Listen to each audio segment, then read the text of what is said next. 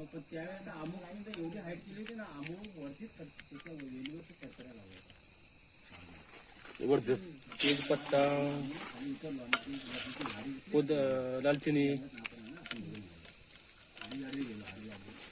काळी मिरी,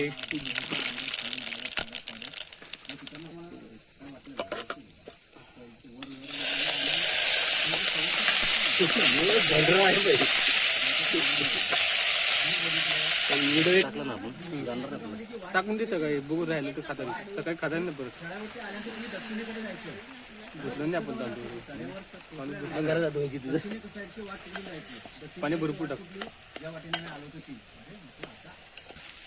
पाणी